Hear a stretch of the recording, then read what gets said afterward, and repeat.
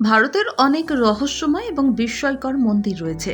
এর মধ্যে একটি হলো উত্তরাখণ্ডে অবস্থিত ঈশ্বর গোয়েলের মন্দির। তাকে ন্যায় বিচারের ঈশ্বরও বলা হয়। ভক্তরা এখানে আসেন বিচার পাওয়ার আকাঙ্ক্ষা নিয়ে। দেবতার এই রহস্যময় মন্দিরটি উত্তরাখণ্ডের আলমোড়া অঞ্চলে অবস্থিত, যা ন্যায় বিচার প্রদানের জন্য বেশ বিখ্যাত।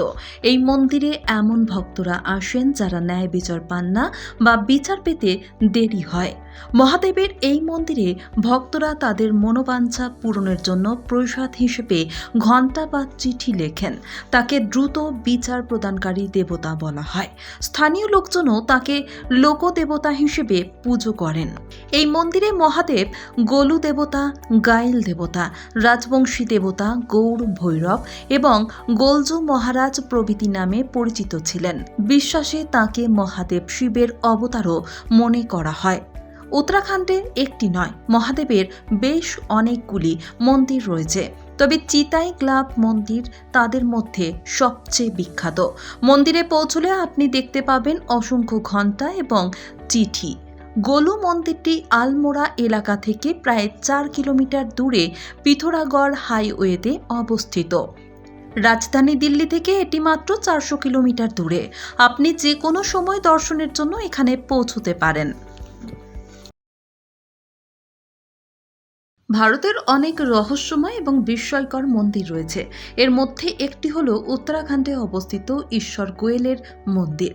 তাকে ন্যায় বিচারের ঈশ্বরও বলা হয়।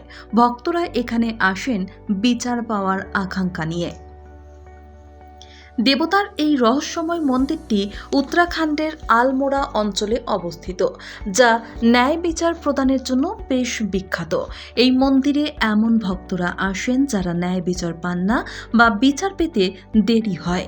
মহাদেবের এই মন্দিরে ভক্তরা তাদের মনোবাঞ্ছা পূরণের জন্য প্রসাদ হিসেবে ঘণ্টা বা চিঠি লেখেন। তাকে দ্রুত বিচার প্রদানকারী দেবতা বলা হয়। স্থানীয় লোকজনও তাকে লোকদেবতা হিসেবে পুজো করেন।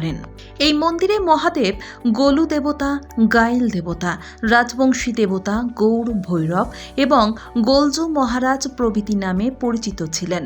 বিশ্বাসে তাকে মহাদেব শিবের অবতারও মনে করা হয়। উত্তরাখণ্ডে একটি নয়, মহাদেবের বেশ অনেকগুলি মন্দির রয়েছে, তবে চিতাই গ্লাব মন্দির তাদের মধ্যে সবচেয়ে বিখ্যাত। মন্দিরে পৌঁছলে আপনি দেখতে পাবেন অসংখ্য ঘণ্টা এবং চিঠি। গোলু মন্দিরটি আলমোড়া এলাকা থেকে প্রায় 4 কিলোমিটার দূরে পিথোরাগড় হাইওয়েতে অবস্থিত। রাজধানী দিল্লি থেকে এটি মাত্র 400 কিলোমিটার দূরে। আপনি যে কোনো সময় দর্শনের জন্য এখানে পৌঁছতে পারেন।